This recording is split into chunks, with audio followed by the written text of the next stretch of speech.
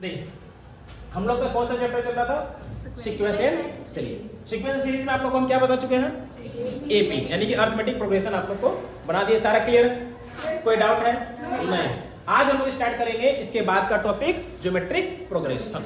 तो geometric progression start करने से पहले हम इसका डेफिनेशन पहले आप लोगों को बताते हैं। डेफिनेशन बताने के बाद हम आप लोगों को एग्जाम्पल के थ्रू समझाएंगे कि ये सीक्वेंस ज्योमेट्रिक प्रोग्रेशन होता क्या है। ठीक है? तो द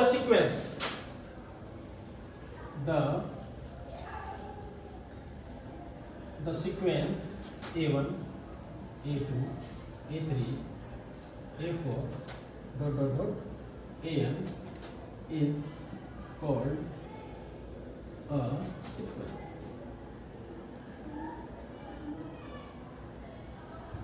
ठीक है? It's called a sequence if AN plus 1 upon AN constant.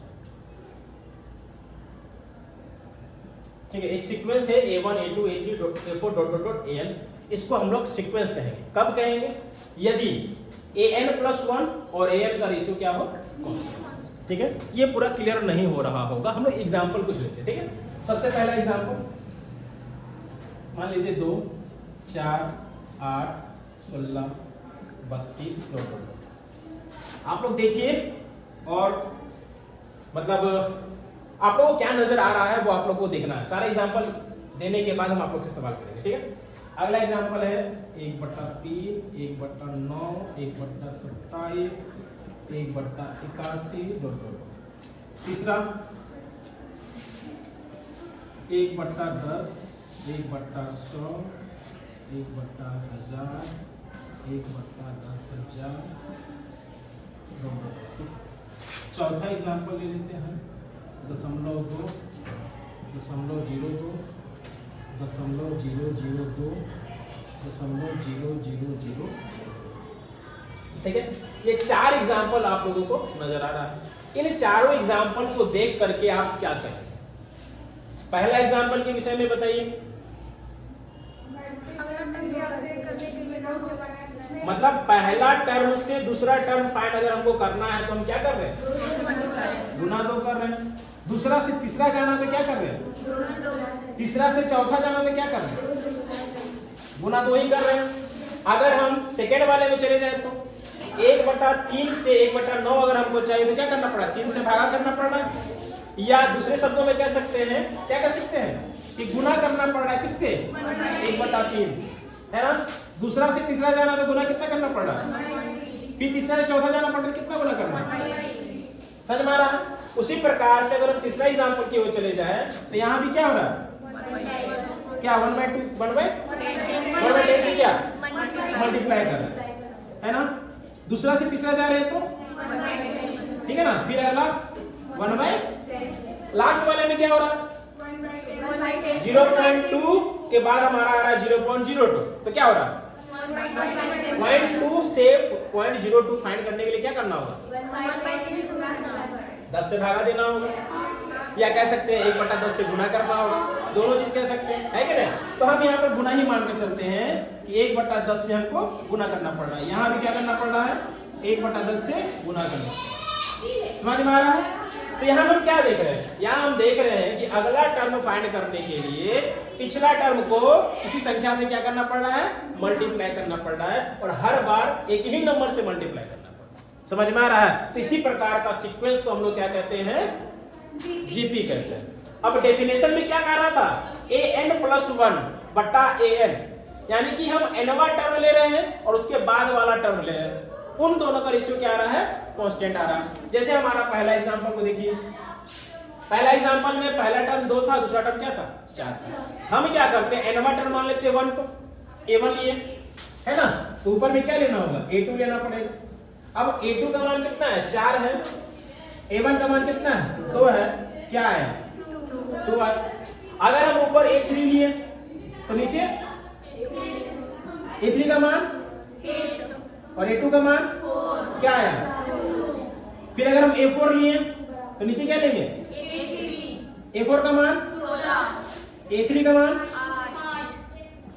16 को 8 से भागा दिए तो हर बार क्या आ रहा है? 2 2 2। हर बार 2 2 2 आ रहा है, यानी क्या आ रहा है? कांस्टेंट आ रहा है, तो ये क्या कह रहा है? GP, geometric progression.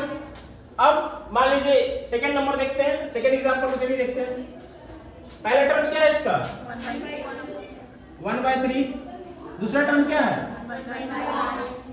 तीसरा टर्म क्या है? 1/27। चलिए, अगर हम दूसरा टर्म और पहले टर्म का रेशियो निकालें तो क्या होगा? दूसरा टर्म हमारा 1/9 है और तीसरा टर्म हमारा क्या है? सॉरी, पहला टर्म क्या है? 1/3 है ना। सॉल्व करेंगे उल्टा हो जाता है, ये तो पता ही। अभी तो भाई 7वां 8वां क्लास का चीज, 11 12 का तो है नहीं कि हम आपको डिटेल में बताएं, है कि नहीं। हालांकि हमको डायरेक्ट सोल्व कर देना चाहिए था, यहाँ करना चाहिए था 3 एकम 3 3 किया 9, ऐसा कितना आ गया? 1/3। आए बात समझ में? लेकिन थोड़ा सा हम आप लोग को बताएं, 3 एकम 3 3 किया कितना? 1/3 ऐसे ही यार। उसी प्रकार से अगर हम A3 और A2 लिए, A3 का मान कितना है? 1/27। 1/27। A2 का मान कितना है? 1/9। कटेगा 9 एकम 9 9 3 27 कितना आ रहा है?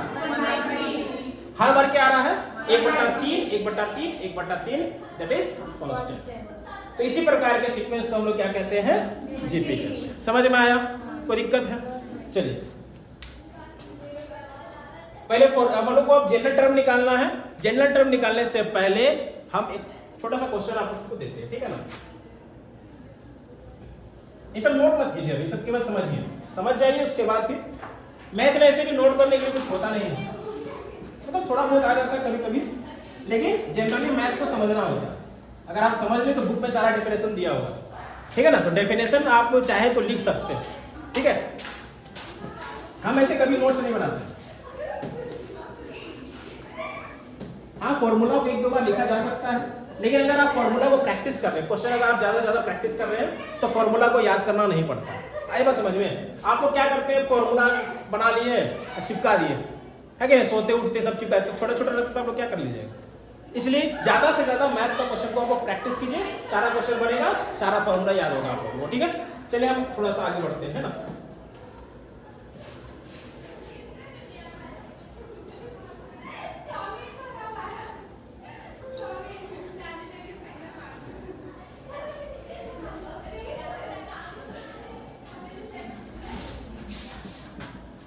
चलिए, इसका अगला टर्म बता सकते हैं?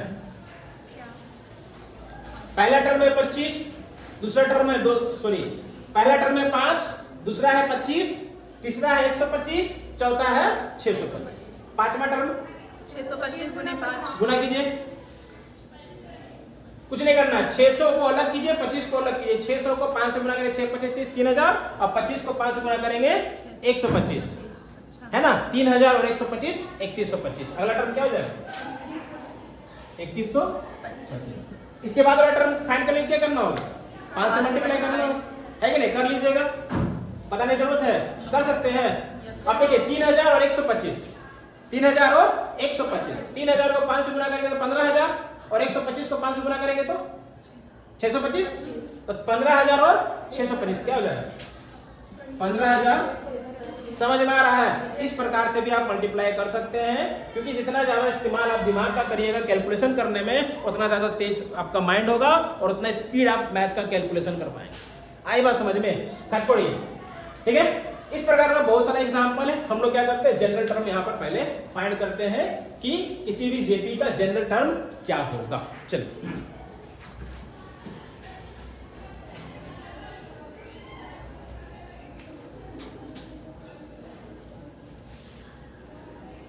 जनरल टर्म्स ऑफ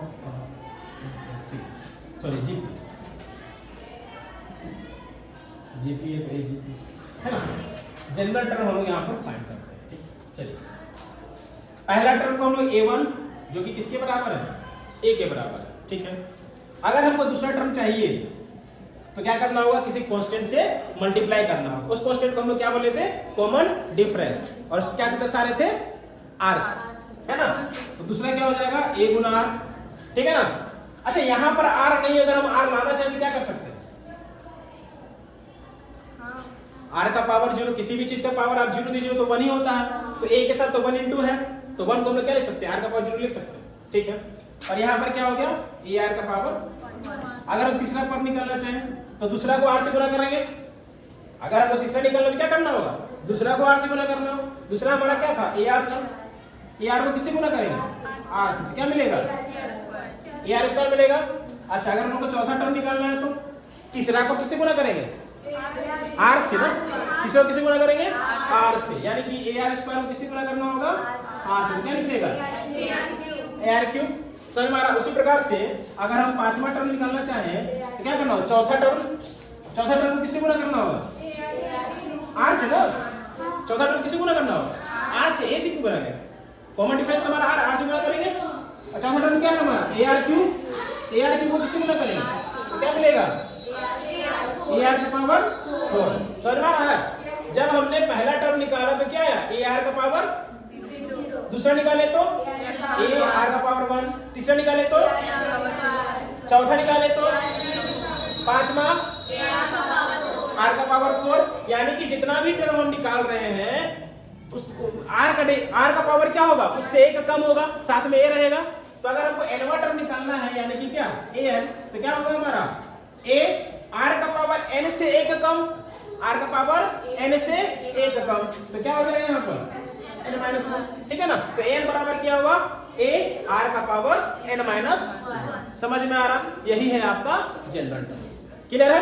अब इससे ये एक फॉर्मूला निकला, जैसे एपी में हम लोग एन टर्म निकालते थे ना, उसी प्रकार से जीपी में एन टर्म क्या होगा, ए आर का पावर एन माइनस। एक एग्जांपल छोटा सा हम लेते हैं, उसके बाद खत्म करेंगे। ठीक है। चलिए, इस फॉर्मूला का इस्तेमाल करके आपको एनवा पद, एनवा की जगह एन का मान कुछ भी रख सकते हैं, 10, 20, 30, 40 जो भी। ठीक है।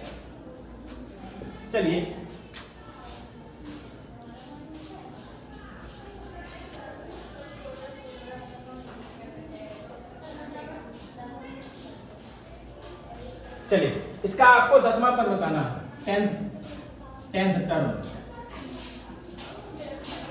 Of given GP. ठीक है ना, 10 टर्म ऑफ गिवन जीपी। ठीक है। तो देखिए यहाँ पहला टर्म क्या है, 6 है। अच्छा, कॉमन रेशियो निकालना है तो दूसरा में से पहला को डिवाइड कर देते हैं, यानी कि 36 को 6 से डिवाइड करके क्या है, 6 आया। ये क्या निकला, कॉमन रेशियो। हम क्या बोल रहे हैं, 10th टर्म फाइंड करना है, यानी कि क्या बात है, A10 फाइंड करना।